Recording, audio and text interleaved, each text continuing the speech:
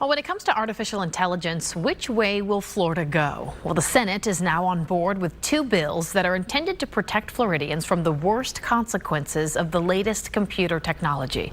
But the House has not yet picked up the ball, meaning the end of the session could come without a law headed to the governor's desk. And with proposals to build data centers in Tampa Bay, the relevance is beginning to hit residents.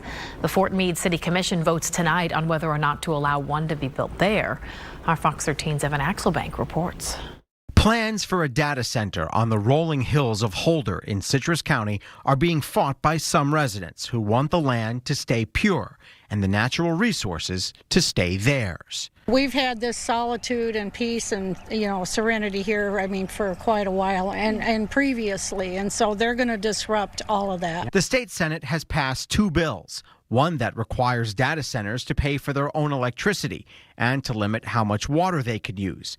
The other, a so-called AI Bill of Rights, which insists that chatbots tell users they're not human, that AI groups not sell a user's image or data, and that kids only use it with a parent's permission. We don't want to stop the use of AI. As you said, it can be very, very powerful. I've seen it extremely powerful. But we also need to protect our children. Those two bills have passed the state Senate with near unanimous support, but things are slower in the House.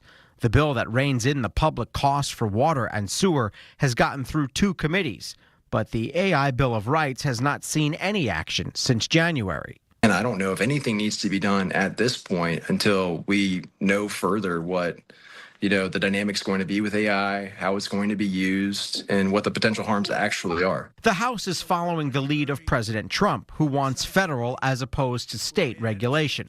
But the governor is urging action, pointing to cases where teenagers have killed themselves after chatting with bots. Things are happening very quickly, and the earth is moving underneath the feet of the American people. Experts like USF professor Jill Schiffelbein say the pushing and pulling among officials is expected, especially because of how much of the economy may soon depend on AI, how many jobs it can kill or create, like the one in Citrus that could create 800, and how much is yet to be discovered when it comes to what AI can and can't do. We don't have a true understanding of just how much data processing is actually needed and going to be needed. This is scaling rapidly. The artificial and the real are clashing in Citrus County, the Florida Legislature, and soon everywhere. Evan Axelbank, Fox 13 News.